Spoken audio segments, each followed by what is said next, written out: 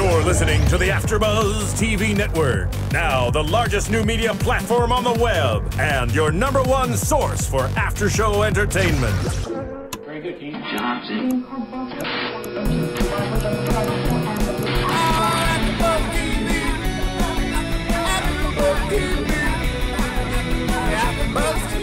From the AFTERBUZZ Studios in Los Angeles, California, presented by Maria Menounos and Bing.com, and streaming live thanks to Akamai Technologies, this is AFTERBUZZ TV's Revenge After Show. We'll break down tonight's episode and get you all the latest news and gossip. If you'd like to buzz in on tonight's show, you can buzz us at 424-256-1729. That's 424-256-1729. And now, another post-game wrap-up show for your favorite TV show. It's AFTERBUZZ TV's Revenge After Show. What up, what up? Hello, everybody. Bing is for doing, and like Bing, we're here doing another AFTERBUZZ TV After Show for Revenge, Season 1, Episode 9. Suspicion. That's right, and I am suspicious of my co-host, Dorinda Barker. Hello, hello, and I am Phil Svitek. And in the booth, we have Ronnie Jr. Media, making us look good and sound good. Hello. How are you, Ronnie? Good. I just heard about Emily Thorne on another ABC show, so I thought that was interesting. What show? Well, coincidentally, the best show that makes you laugh on ABC, Happy Endings. That's where I heard it. There you go. What was the joke? What was that? Oh, they just said don't get all Emily Thorne on us. That's it. All right. Which, I mean, you guys like could that. transcend what that means more than I. We could. We can. Yeah, what did it really mean? Come on. It means, well, in the basic sense, don't be one of those people that gets revenge. Yeah, like that's all she's about is getting revenge on the people who have done. My gosh, her now wrong. the joke's even funnier than it already was. All I right, like see that. guys. So now, if you're watching Revenge, you got to go watch and see happy Yeah. endings. Which I have All to- the ABC shows, including Dancing with the Stars. You know. And Dancing with the Stars, our own Maria. grab the book. Do it. Maria Menounos here on the cover of her Every Girl's Guide to Life book. Yes. That's right. Her book was an 8-week bestseller on the New York Times bestseller list. Hopefully, we can extend that kind of success on Dancing with the Stars. Let's get her at least in there for 8 weeks on Dancing Yeah. with the Stars, an ABC show. So, but the way to have that happen is you got to vote. You got to text. There's website options. You can call. Whatever you got, you can make it happen. But you got to vote. I know she did really well this week, and the critics were really liking her this week. That's right. She was great. And also, speaking of which, in return, let's get a few managerial things out of the way before we start the episode. I know we all want to get into the episode, but first things first. Please rate and comment us on iTunes. It's in return for what we do here. It's really what you guys can give back, and it does help us out a lot. You know, we do take your feedback into consideration, and move from it, and hopefully become better. If you're listening to this is episode 9, but it's done after the fact. So we've already seen 16 episodes. We will not give any spoilers away, so it's a little bit different. But we just wanted to make sure that we covered all the episodes for you guys. And again, we're coming at it from the perspective as if this is episode 9, viewing second time, but still with that knowledge. Yes. So, without further ado, right, Dorinda? Let's get into it. All right, let's talk about Declan and Charlotte. Oh, Declan and Charlotte and their little blossoming love. Here's what still confuses me is, Okay. have they slept together? Well, I mean, I'm going to take so much criticism for that because they're like, I know people are going to be like, how do you not know? But every time they kind of go into it, you're not quite sure. Did they, have they, or haven't they? I mean, he's alluded to that. well, when he first came down, he's like, the upstairs ain't the most romantic spot, but, he says, we slept together, if you know what I mean. Yeah. And like, okay, well, if I think what I think that slept together means, that means they had sex. Exactly. And then tonight I was like, is this the first time that they're having, Yeah. And then, of course, we also think, based off of the pilot episode, that will be their first time. Yes. Which is in the future. Yes, exactly. So it's confusing on how far they have gone into their relationship Yeah. to consummate it. But I said this when Charlotte was telling her mother, like, hey, I'm going to see movies with my friends. I'm like, Charlotte has no friends. Oh, that's not nice. It's not nice, but I really don't think she does. Well, I mean, remember when she's come to see him, Declan, at the bar? She's always been with people. She's always had her friends, her little rich friends. But none of them really particularly care for Declan. No, they don't. They certainly don't. What's up, Ronnie? We can hear you in the booth. No. Say what? But, I mean, think about it tonight. I mean, Victoria goes to the bar to talk to him, and basically she wants to buy him off. And again, it's really greatly illustrated when she says, I hope you don't mind if I speak to Declan. Before Jack even has a chance to answer, off she goes. Oh, yeah, because, Because she has that self-entitlement. Oh, yes, because, she can do whatever she wants. So she's going to ask you, but really she's telling you. And I thought that was quite interesting. And everything she does with that little smirk and the way she says it, but it's always so condescending. Mm-hmm. And, I mean, every person has their price. First off, I love how she walked in on him. Yes. That was classic. I really like. Which you called, by the way. Well, I called that because I knew. Yeah. Going into it, but it was funny nonetheless. Even the second time viewing it. Yeah, and then so walks in and she's basically, how much is it going to cost? Which at the end of the day, for the price she gave him, that was a low ball number. Well, yeah. I mean, because what did he want originally? 100,000? Yeah. And she offered him 25,000. So that's not saying a lot. Yeah. About if you really want this person away from your daughter. Or maybe she's doing it like 25,000 is a lot to this kid, so I bet he's going to take it anyway. Yeah, but I would go at it from the perspective. First off, here's what it shows. At 25,000, like that's the worth of your daughter, just 25,000. Yeah. That's true. Maybe that's just starting to show. I don't know. I mean, do you think if it was Daniel and let's say Declan was a girl and that was Daniel, she would have offered more? Now that's a good question. Well, we know that. She absolutely would, but she's obviously taking different measures. I mean, just the perfect example is the thing that's going on with Emily and Daniel. Well, yeah, so of course. She has to take different measures. Mm-hmm. And she went to Emily today too. Wow, Victoria was going to all the people's places. Yes, to all the lovers' places. And trying to cause a little havoc. No. And again, I think I've said this multiple times. Declan is still young and innocent. He feels like he knows everything and he feels like an adult, but eventually he's going to come crashing down. And that's not a spoiler alert. That's just the writing's on the wall. Yeah. Oh, it is. It's basically when Charlotte came and said, how much did she offer? He told her. And he's like, well, I can get a place now. I can. And he is thinking of that 25,000 as a lot of money and thinking that he's set. Yeah, and that's, I mean, I'm you're set not for what? Set. You're not set. You're set if you're gonna maybe rent an apartment for a few years, but he's young. I'm sure he'll blow it on stuff. And on top of it, to support a girl like Charlotte, $25,000 is nothing. I mean, Ashley's dress alone for the party was $5,000. Exactly. I think that would be gone in like 2 weeks. Yeah. I mean, hell, our video equipment here cost that much. So, again, speaking of which, you really should rate and comment this on iTunes. We just, we're expanding the network here. Mm-hmm. And, we have a Studio B, and we just put in a $25,000 unit. Thanks to Victoria. Oh, thank you, Victoria. No, I love that room is great. It's great. I like it. But going back to her offering that money and Charlotte knowing what was going to happen, and Charlotte lying to her mom so she could get the keys back. Yeah. Because I guess her mom thought, okay, well, it's over now. Yeah. And believed her and all of that. I just thought, once again, that was a little deceitful on Charlotte's way because I guess she knew that was going to happen. But it shows that she's got a little Victoria in her. Oh, yeah. Oh, yeah. I mean, she is Victoria's spawn. Yeah.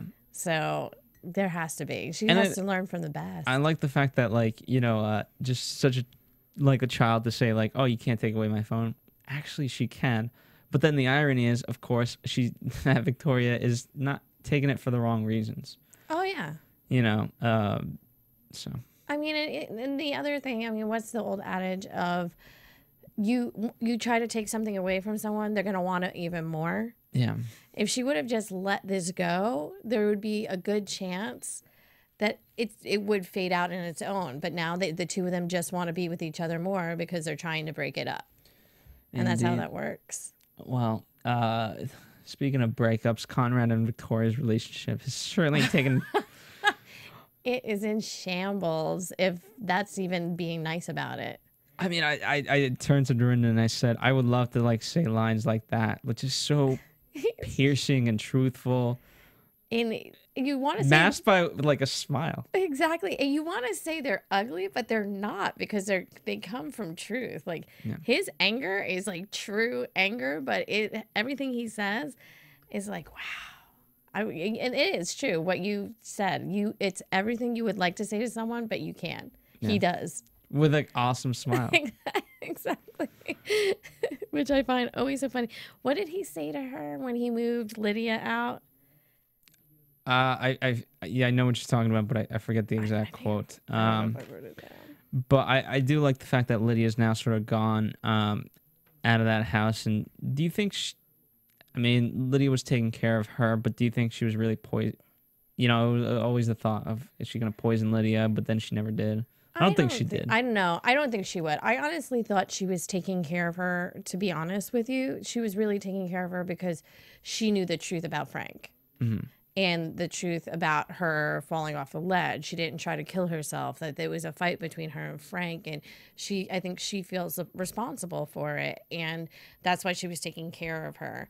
So she actually had some, like, so you're telling me there was an actual good side to Victoria in this? I'd like to think so. I think not even that it was a good side, but she's protecting herself too. Yeah. Just like, where, oh, get me the phone. She's hiding things, like the phone. She wanted her phone once again. And Ashley was going to help her get it. And then Victoria walks in. It's like, no, you can't get out of bed, and everything like that. Well, here's what I will say about Victoria. You know, she's in the early episodes, I really thought, you know, the show would take it that it's Emily versus Victoria, and that Victoria is like the evil stepmother. You know, she's always in the bell tower. So, you know, it takes on this fantastic symbolism, you know, of the evil witch, you know, always being in the bell tower. Oh, yeah. But she's also, as I get to know Victoria more and more, she is not as strong as I imagined her to be. There's these weaknesses in her.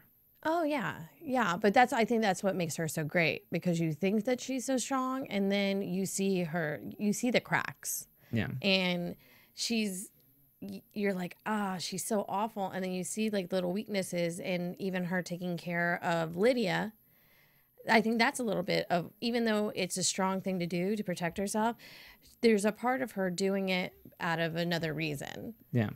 You know, and she is weak. I mean, her son leaves her, so she goes to Emily, even though she kind of is is condescending to Emily when she goes to her.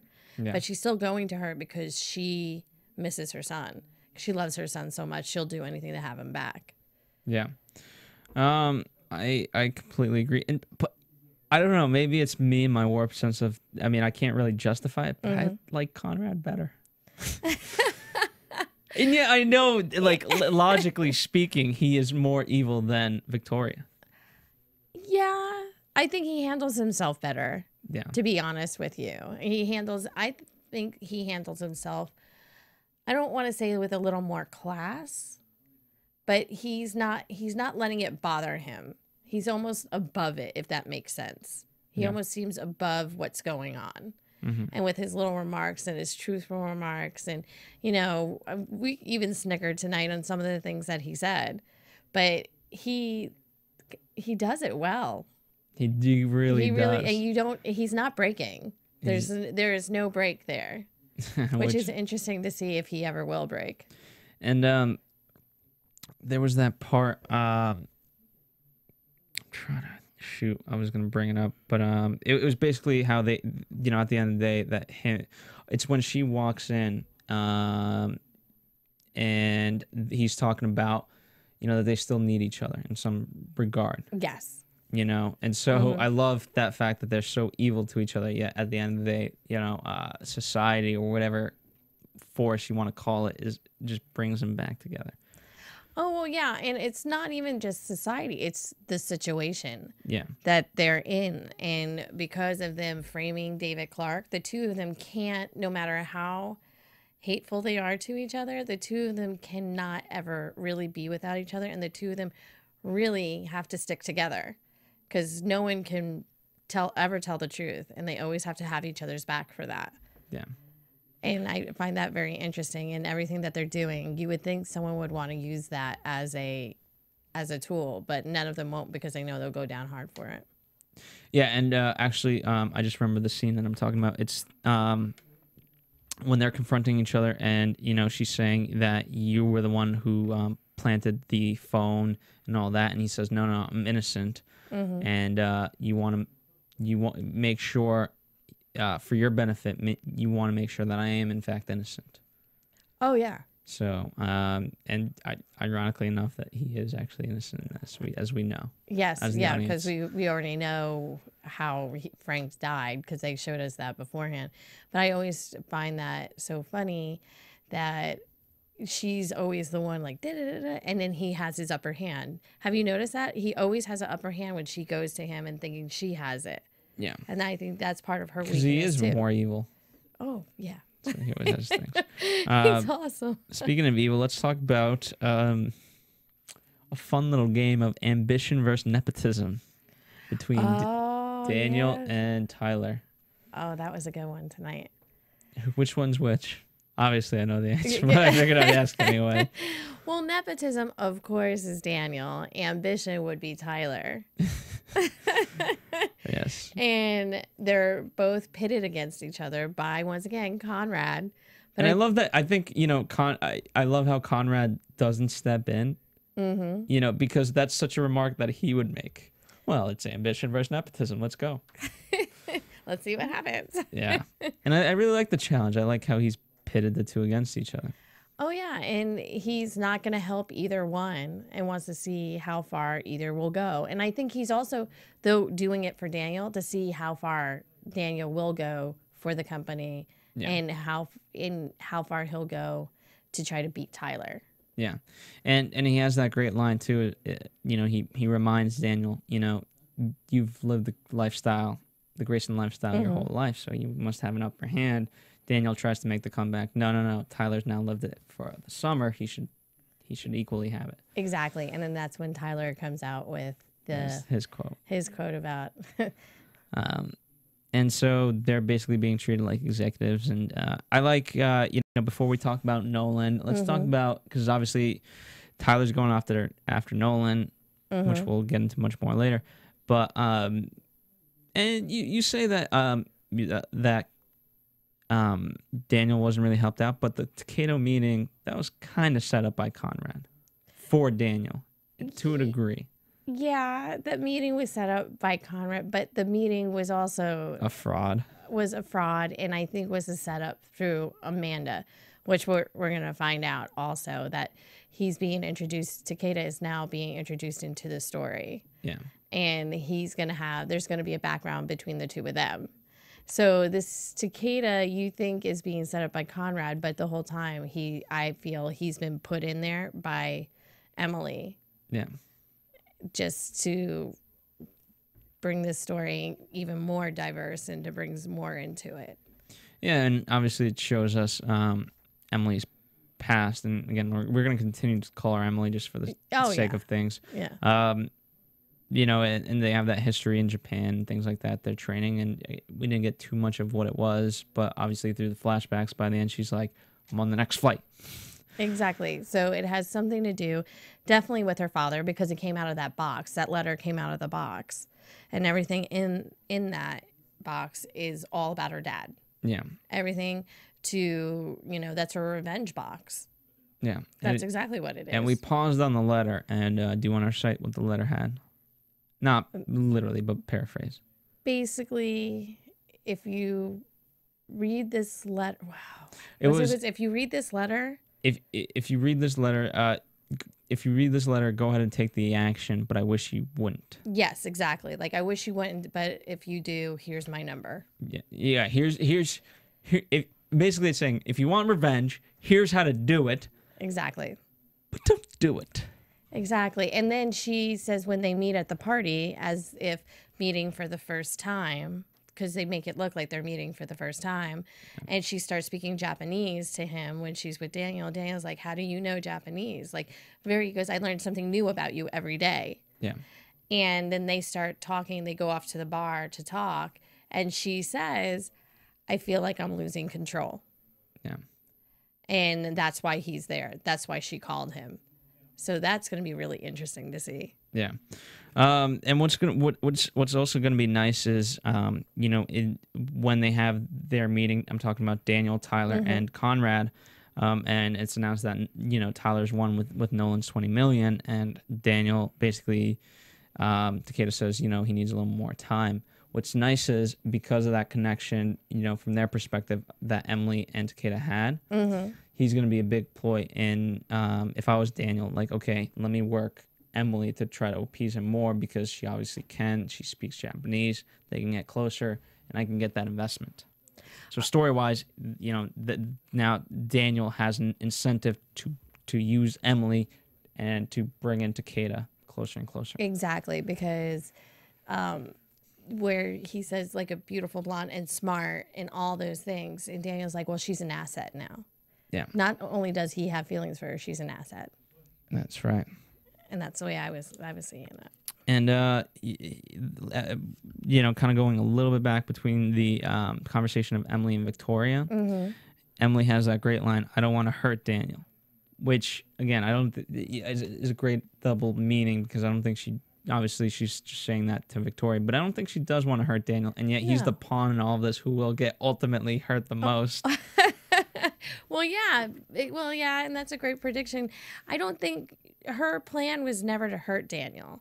Her plan was basically to use him for sure. But by using him, he's ultimately going to be destroyed. True. Yeah. True, but I don't think that she sees it that way. I don't think she went into it seeing that way. I don't think she wants to destroy him, but it's going to happen. Yeah. It's unfortunate. I mean, that's we're in predictions now. Yeah, well, we can't go there yet. Let's talk about Nolan and Tyler and the business deal that they cut, and obviously everything that goes on with that. First, the stealing of the credit card. Oh yeah, the stealing of the credit card. That's just awful. Because he gets the phone call from the credit card company. Nolan gets a phone call from the credit card company. He says, have you been using your card? Do you have your card on you? And he automatically thinks that he does.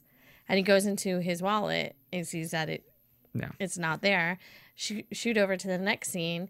You see Tyler in all these new duds. He buys Ashley a $5,000 dress. By the way, I don't think that dress looked like it was a $5,000 dress, but that's just me. And all this stuff, and Ashley's now so excited and so happy about this. And then Tyler goes back to Nolan's house, and basically is trying to use his...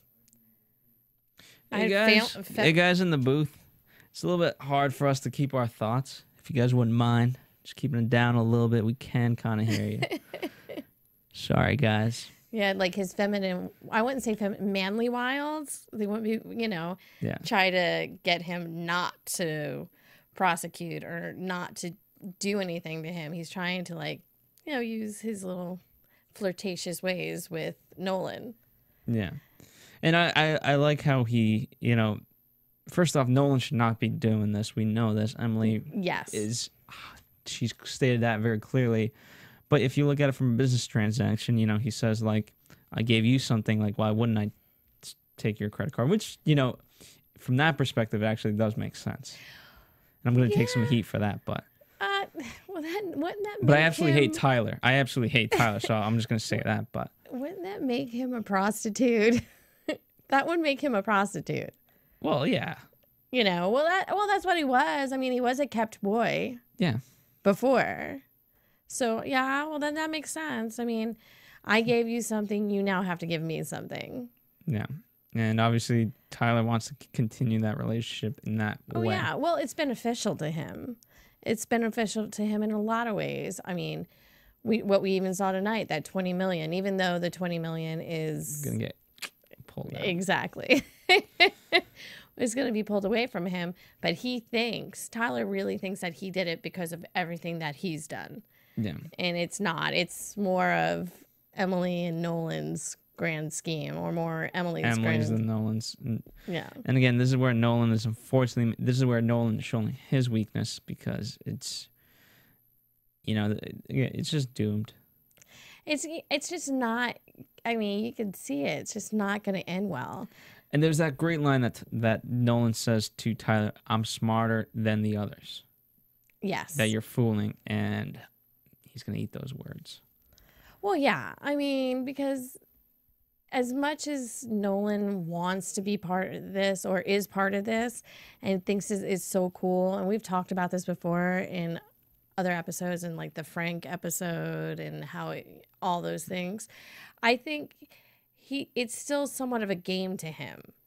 Emily said tonight, this isn't a game, because he said something about it being a game, and she's like, this is not a game. Hey, what's up? It does look like we have a phone call, so I guess somebody wants to get in on the conversation. If the rest of you want to get in on the conversation, 424-256-1729, 424-256-1729 for fans of Revenge. But let's go to a call and see what's happening. Hello. Hello, this is Kaylina. Hi, hey. Kaylina. How's it going? Hi. Good. How are you guys? We're doing great. Good. What would you like to talk about? Yeah. Well, again, I like Nolan's always a good jumping off point. What can I say? You girls love Nolan. I will say that. You really do. You know what? He said that when we started to watch the show tonight. You did. Philip was like, what is it with you girls just loving Nolan? I was like, he's just so awesome. I still think it's because he will be your friend if you're his friend. That's one thing. True. He doesn't want to do anything mean to you if you're not mean to him. So you have an ally in him, at least. Albeit, again, like I say, I don't think you should trust people too much, but I think that's one of the reasons. Let me ask you a question, because Dorinda, go ahead. Dorinda brought this up, and I want to get your perspective on it. Did Nolan know that Ashley was coming, and that's why he did what he did at that moment to kiss Tyler? Actually, I think so. Later in reviewing the episode, I was noticing. I've been reviewing them on the ABC Player. Mm-hmm. Won't be able to do that with the new episodes, but I wound it back, and it looked like he glanced outside before he was kind of like, hello, Yeah. Don't I get something for this? And I do think it was timed. I think he did see her, but the show did not show that to us, the audience. Mm-hmm. Yeah. But I do strongly think that, and now that kind of makes me question, before when we were talking about whether, he was homosexual or bisexual or whatever. Mm-hmm. It really makes me question that, because if I recall from before, I think Tyler told him that information first about, possibly. Well, actually, I guess maybe Tyler didn't tell him. Nolan found out about him being a kept boy by a man. Oh, yeah, Nolan found that information out, yeah. And also, I had forgotten to say at that time, well, I hadn't looked it up. I don't want to talk outside of episodes, but is it okay if we go back a couple of episodes just for a line? As long as it happened, yeah. Okay, yeah. I later looked up, Nolan had said to Tyler, I'm about a 3 on the Kinsey scale myself, and I later looked that up, and that was basically a 3 on the Kinsey scale is equally homosexual and heterosexual. Oh, yeah. So I thought that was kind of revealing. Yeah. Yeah, and I think that all goes back, though, to Nolan just wanting to be loved. So if someone's going to give him any kind of attention, he'll take it. I remember you saying that, and I agreed wholeheartedly with that, too.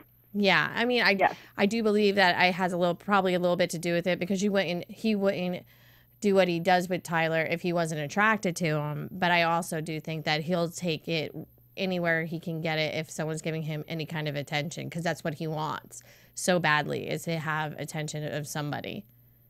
Yes. Yeah. I agree 100% on that. Yeah, and it's just interesting. I had mentioned just a few minutes before you had called him still thinking that this is a game. Do you still think that he thinks this is a game? Nolan, you mean? Yes. Yes. Nolan. Or Tyler? Nolan. being a game? Yeah. I think he mentioned in the episode, well, actually, when he was talking to Emily, that this is a very dangerous game. Yeah. I think, oh boy. Actually, the question that's actually been kind of rattling around in my head, I don't know if any of us can answer this.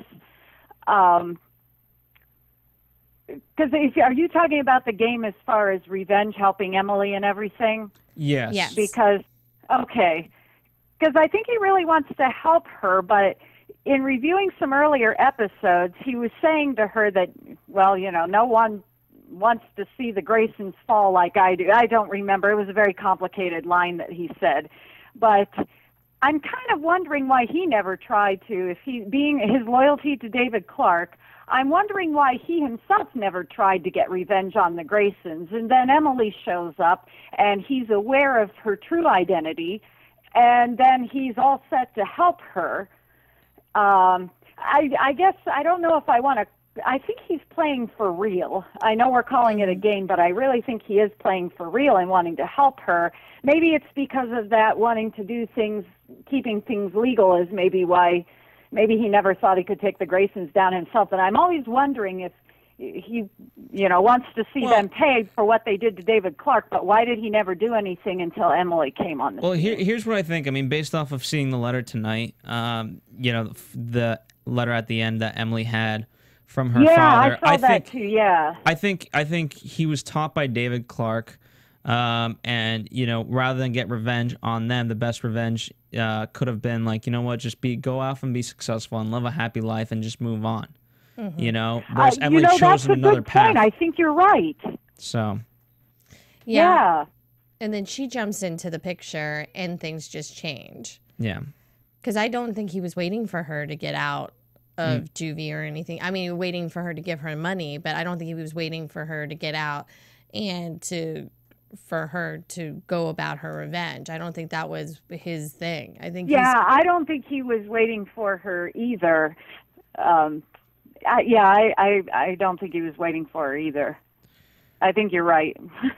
It's just I guess maybe he wanted to kind of be along for the ride, maybe. Yeah, that might make sense. Yeah, I think it's exciting for him. But I'm gonna go back to the point that you guys keep harping on, which the more we talk about it, the more I believe it, is that he just wants a friend. Yeah. And to segue nicely, let's move on to Amanda, because she, out of all of them, I mean, as much as as much as Nolan wants a friend, it's really Amanda who just yearns for some sort of solidity in her life. Is that the right word? What do people usually say? Foundation. Security, maybe? Security. Security. Yeah. Yeah, she definitely wants that. And I think that's why she's staying. I think she's just tired of roaming and doing. I mean, she was out of money, first of all. That's why she was stripping, and she was giving a nice chunk of change. Now she's back. Emily gave her a lot of money to leave again, and she would normally leave, but I think now she wants to set up roots. Yeah. Yeah. And I think she agrees with Emily that Jack is such a terrific person. Oh, yeah. Oh, yeah. And, Amanda is now finding that out, keeping the identities, the current Emily, the current Amanda. Amanda's finding out for himself that all those stories Emily told her, well, when they were both in juvie about Jack Porter is true. Oh, yeah. She's finding that out now for herself, too. And even though he didn't know who she was, he was attracted to her from the beginning, too, I think. Oh, yeah, because she was going by Kara up until, like, the last 5 minutes of the show. So the people that really knew who she really was Nolan and Emily. So then when she came, And even Nolan didn't. Yeah. Initially. No, not at all. But yeah, I just think what is so funny is she really does look at that guy. Who doesn't want to be with Jack Porter? He's a stand-up guy. Yeah. You know? Very good guy. Yeah, good guy. He's handsome, has a boat named Amanda. Hey, why not? Yeah. So sweet. And I think, like her, sorry that we're getting. Are you getting some feedback on your end? I'm actually, tonight's a really clean line, so I'm fine. Right. Maybe just a little bit of static, but that's Okay. all. Sorry, there was like a moment that we were picking it up, but I think Jack, like Amanda, has felt. A lot of these people just feel lonely. Yeah. The more I think about it, they have no sense of anybody else. I mean, Jack, what does he really have? He has, as you guys said, he has a boat, he has a bar. He's taking care of Declan, who thinks like he's the man, but he's really not. Yeah.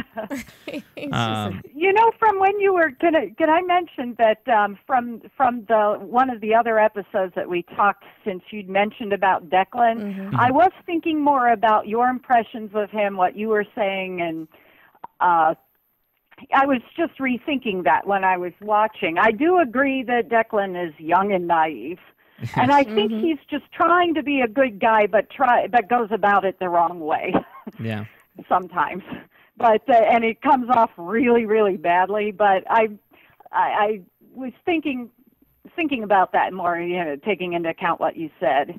Yes. But he's definitely young and naive and thinks he knows it all, and he really doesn't. I agree with you there. That is true. I'm glad we agree. But yeah, so Jack feels lonely like the rest of them, and so when he obviously liked, I'm gonna call her Cara for one moment, and then when she reveals that she's Amanda, open the heavens. It was like, oh yeah, there was like this light that just shot out of him because he's been waiting for her for all these years. He has been waiting for his Amanda to come back. Yeah. And and that's what he got at that moment. He got what he thinks is his Amanda. And he also got basically his fulfillment, you know what I mean? Like his I don't know the right words or whatever. I'm sure he wouldn't either. But again, like it's just, I'm sure people have told him like move on, things like that. It's not worth waiting for her. She's not going to be the same, and now he's basically finally proved people wrong in some sense. Oh yeah, his torch for her never ever left. Like it burned bright, and he got what he wanted. He even named his boat after her. Well, yeah, I think that was one of the first things that Amanda saw and was like, "Oh, look at that! He even named a boat after her. I want this guy. This guy is pretty awesome. Yeah, if he's gonna name a boat after me." And see, yeah. And how he was very endearing on the boat ride. Like the boat will always be here for you, et cetera, and I will too. Oh yeah, even before she said I'm Amanda. Yeah, but what I like about this is that Emily, I'm sorry, not Emily, Amanda is out of control, and it does put a thorn into Emily's plans. Well, yes, it does. Pun intended. Yes. And it's also, I think, the fact that she is staying, it is not sitting well with Emily at all. But there's nothing she can do because she can't get rid of her. She needs her. Yeah. And money used to buy her out. Remember, because she has that line when she says, I'm in as long as this check doesn't bounce. Yes. So, oh, yeah. So I think, and this time, finally, the money didn't buy her out.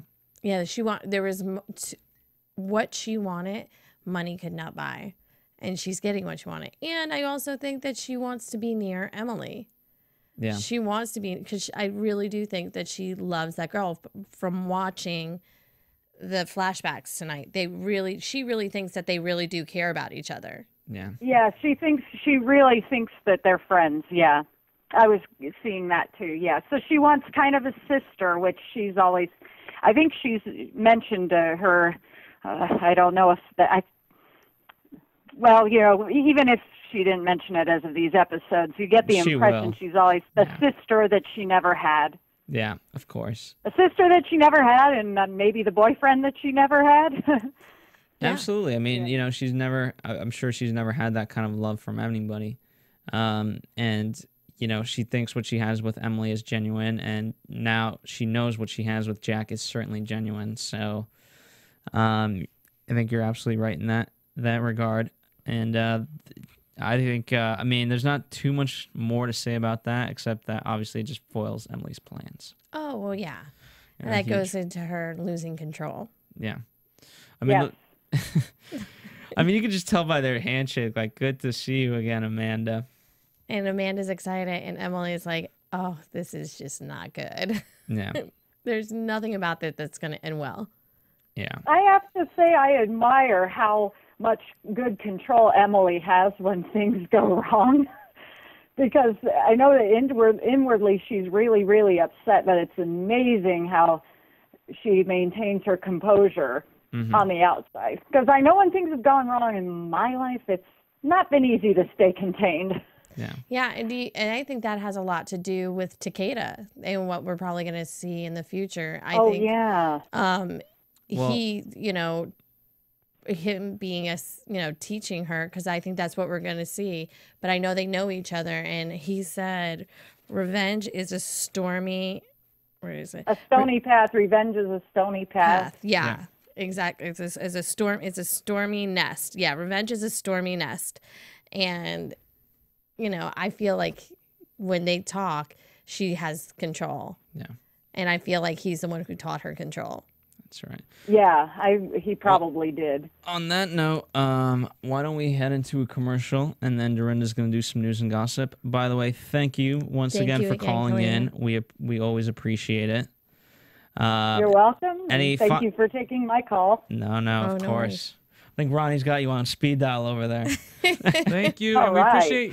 we appreciate you tweeting also, Kaylina. We know you do that a lot, so we appreciate the support. Go on our iTunes page as well and comment and rate. You know I'm sure the she deal. has. Now it's just telling your friends, you know, and I'm She's sure, family. I'm sure you are. So you know, Yeah. you're a true exemplary fan, and we love that. So Kaylina, thank you remind very us much. where you're calling from.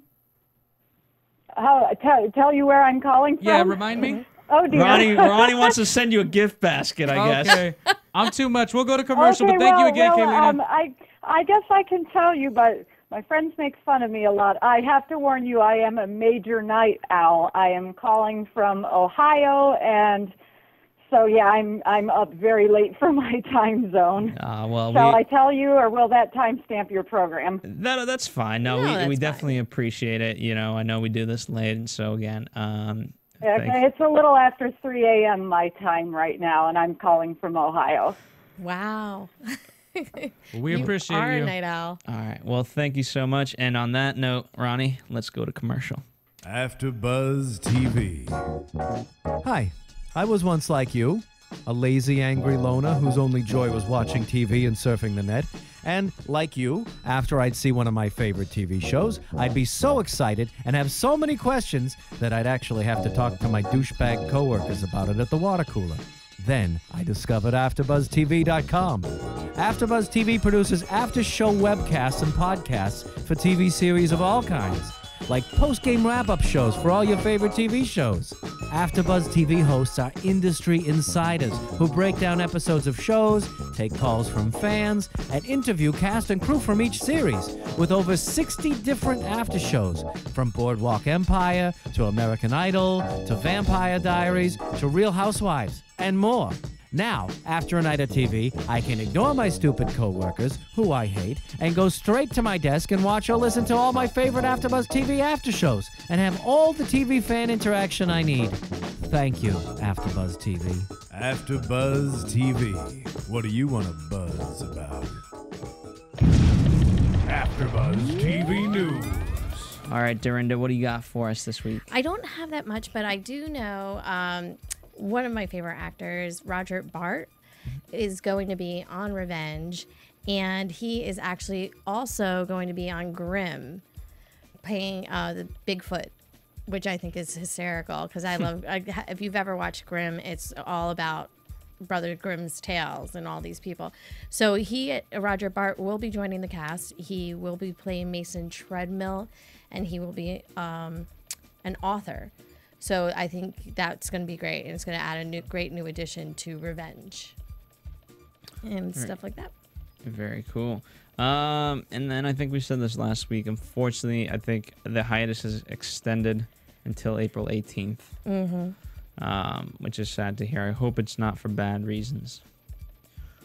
Well, no, I just think that Mike, I know that we had talked about this before in other episodes in News and Gossip. Mike Kelly, the way they do the show, they're always only 3 episodes out from what the audience even sees. Yeah. So in doing a show like that, it's time consuming, and it just takes a lot. Like normally for a series, especially a network series, it's 24 to 26 episodes. They're only doing 22 episodes. Well, it's becoming kind of the norm. It's usually around, I would say for networks it's between 20 and 24. Sometimes, rarely do you get 25. I mean, it used to be, I know it used to be like 26, but now rarely do you get that. It's usually 22. Yeah. So. That was the one thing they said, they were shortening it up as compared to others because it's just so hard to do. Yeah. Which isn't, I mean, it's such a great show. I mean, even how they, talked about doing the pilot. Yeah. When they did the pilot, now that they're going to be doing episode 15, they actually have to match episode 15 to the pilot. They didn't shoot it together. They're not going to be shooting it together. And that's really hard to do. Something to look forward to. So speaking of looking forward to stuff, why don't we get to predictions, right? You don't have anything else for news and gossip? No. All right. Don't. Not a lot this week. Your AfterBuzz TV predictions. All right, so episode 10, what do we expect to see? I actually think, especially with Ashley tonight, who we actually didn't talk a lot about tonight, we're going to see her and her start of her transformation, because there's something boiling underneath that, because she definitely wants to be part of She's the ambitious one versus nepotism? Yes, she is definitely ambitious versus nepotism, and she's going to find her any way that she can to be part of this Grayson Thorne, lifestyle. That's what she wants. I personally think and you're handing that in less than a summer. Like, come on. That's what really angers me about Ashley. It's hard. It's a work ethic, people. Work ethic. Or just frame someone. Well, you could do that too. I see her going behind Amanda's back, to be honest. They're supposed to be friends, but I definitely think she's going to do anything that she can, and I think she will sell Amanda down the road if that's what not Amanda, sorry, Emily, down the road if that's what it's going to take. Absolutely. But again, she's just like Declan. She's just young and naive. Like, gimme. No, like, okay, I know you were hired as a party event planner, but you know what? That's it. You want to ingratiate yourself to the Graysons? Yeah, do the quote the shit work. Exactly. Sorry, that's how you get into the circle. Yeah, but it doesn't happen overnight. It doesn't. But here's also I'm gonna preach this lesson right now, before we head out. It's the fact that, you know what, even in Hollywood, even the stories you've heard of the biggest assholes in the world, and there are a lot of them. I mean, I'm not going to name who, but there are a lot of them. And even those people, at the end of the day, if they see someone busting their balls who they've been mean to, you know what, they always kind of consider, you know what, that guy deserves something at the end of the road for this. Well, yeah. And once again, I mean, I know from being here for a while, and you know it too, being in the business that we're in, if you work hard, people will respect that. Yeah. At the end of the day, even if it takes you a little longer to get where you have to go, even if you take shit from the biggest asshole in the world, that asshole will still look at you and be like, you know what? Thank you. Yeah, because you know what? You shut up and did the work. We're so off predictions. I know. Ronnie, how have you gotten? We got really the life lessons and all that. But I know it's tough to predict because we watched it on iTunes, so we don't get the previews. Yeah. Obviously, a lot will happen. This wraps up all the missed episodes that we missed. So continue listening on to the next shoot, and we'll be back, I guess, April 18th. April 18th, we'll be back with a new episode, which is I'm so excited about. I know, and we'll be back in full force. You'll have me, you'll have Dorinda, you'll have Kim Lai Yingling, you'll have Gabrielle Shutter, Catherine Tulich, and maybe some others. Not always, who knows? We'll try to keep consistent for the full panel. Hopefully some guest stars. We're working on a few guest stars, yes. Yes, and that will be, I can't wait for that. I can't wait. We have a big meeting this Saturday on how to get more guests, because I got to teach these guys. But we will. We're going to get more guests. And, now that the facility's growing, so we wanted to wait for that. But thank you guys for making everything happen. You guys are the real deal. Holyfield. Thank you, Ronnie. Let's get us out of here. Thank you. From Bing.com, executive producers Maria Menounos, Kevin Undergaro, Phil Svitek, and the entire AfterBuzz TV staff, we would like to thank you for listening to the AfterBuzz TV network. To watch or listen to other after shows and post comments or questions, be sure to visit AfterBuzzTV.com. I'm Sir Richard Wentworth, and this has been a presentation of AfterBuzz TV. Buzz you later. And follow at Lula Cherry Films on Twitter. But no. The views expressed herein are those of the hosts only and do not necessarily reflect the views of AfterBuzz TV or its owners or principals.